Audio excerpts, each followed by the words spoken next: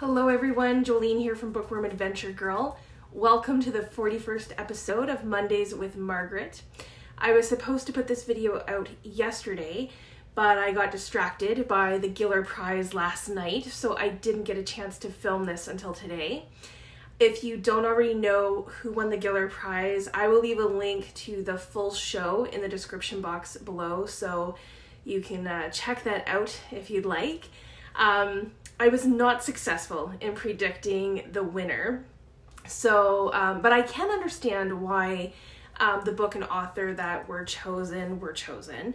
And it was great to see some of my favorite authors gathered, including Margaret Atwood.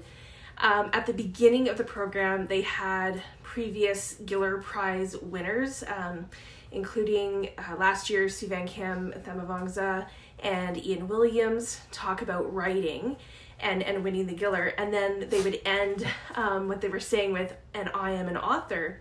And it ended with Margaret Atwood, who at the end, in her very humorous way, she said, and I am still an author. And then she kind of giggled and with a spark in her eye, and it was pretty great. Okay, so let's get to this week's book, which is a short story collection called Moral Disorder, which was originally published in 2006. And in the acknowledgements, Margaret Atwood explains that she got the title from a novel that Graham Gibson was writing in 1996, and then he decided to stop writing novels, and she says that she had his permission to use the title. So this collection has 11 interconnected stories, so I'm going to go through all of the stories and briefly explain, what they're about, and then the themes that we see and have seen in other writing from Atwood. The stories begin with the bad news, which is about a couple who have obviously been together for some time. Tig is the only character named in this one. The relationship between the two characters is important, and it's about how we get to know one another and how we can almost read each other. And this particular story has the theme that we've seen in some of Atwood's other short fiction, and that's how bad news is usually about some place far away and how we deal with bad news. And then the next story was among my favorites. It's called The Art of Cooking and Sewing. This story is about how a 12-year-old girl is preparing for her older, in quotation, mother to give birth. And I wonder if there might be some biographical information in this one, because the young girl talks about how her family goes to the island, and she makes a distinction between them going to the island and how others go to the cottage. One of the main themes in this story is motherhood, which is kind of obvious. And then up next is probably my favorite story of the collection. It's called The Headless Horseman. And this story is being told while two sisters are having a conversation in a car, and they're thinking back on their childhood. So the older sister had been a headless horseman for Halloween one year. And I do want to read the first part of this story to you because there was just so much about this particular story that I absolutely loved. And I do wonder if there is an autobiographical element to this as well. Jax wanted to be part of the storytelling, so here he is. Him and I are going to read this to you, just the first little bit of this. And this begins on page 24. The Headless Horseman. For Halloween that year, the year my sister was 2, I dressed up as the Headless Horseman. Before, I'd only ever been ghosts and fat ladies, both of which were easy. All you needed was a sheet and a lot of talcum powder, or a dress and a hat and some padding. But this year would be the last one I'd ever be able to disguise myself, or so I believed. I was getting too old for it. I was almost finished with being 13, and so I felt the urge to make a special effort. Halloween was my best holiday. Why did I like it so much? Perhaps because I could take time off from being myself, or from the impersonation of myself, I was finding it increasingly expedient, but also increasingly burdensome to perform in public.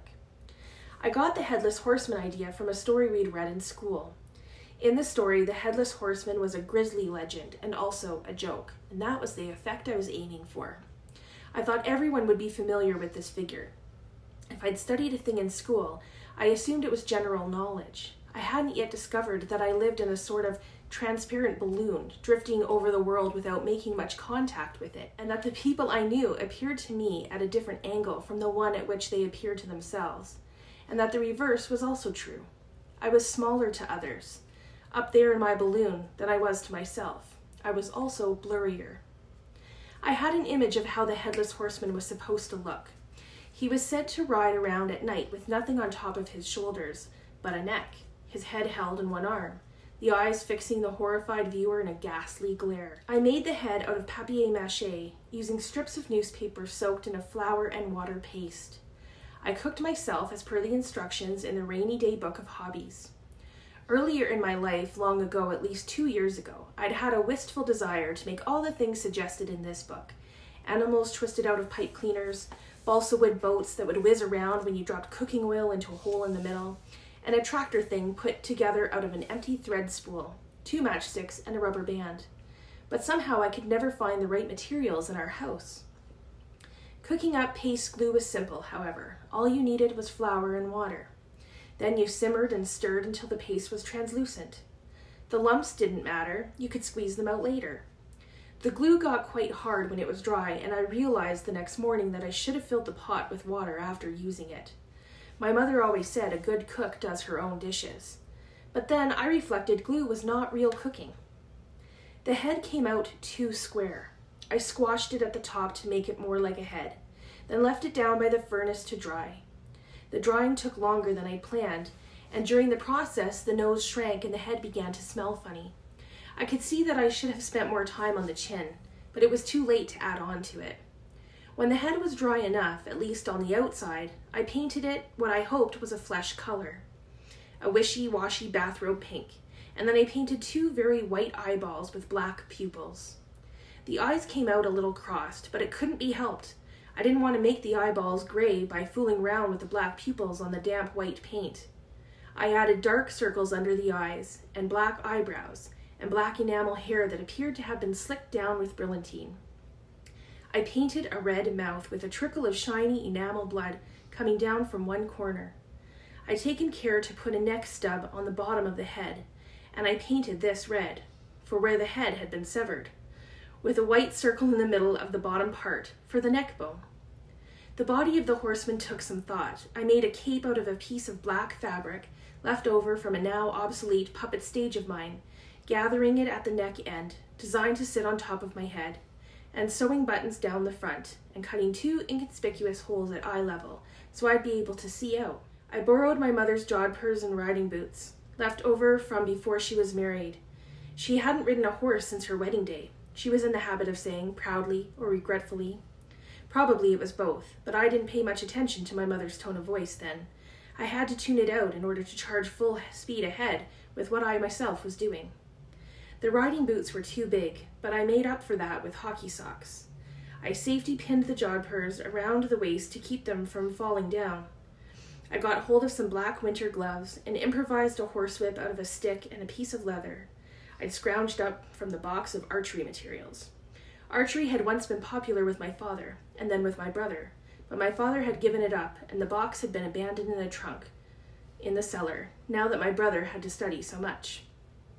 I tried on the entire outfit in front of my mirror with the head held in the crook of my arm.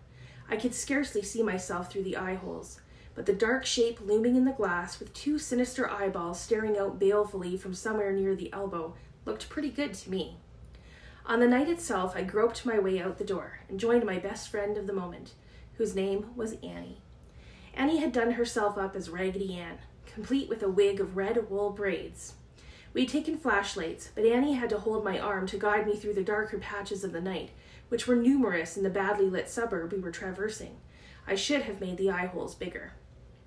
We went from door to door shouting, shell out, and collecting popcorn balls and candy apples and licorice twists and the Halloween toffees wrapped in orange and black waxed paper with designs of pumpkins and bats on them, of which I was especially fond.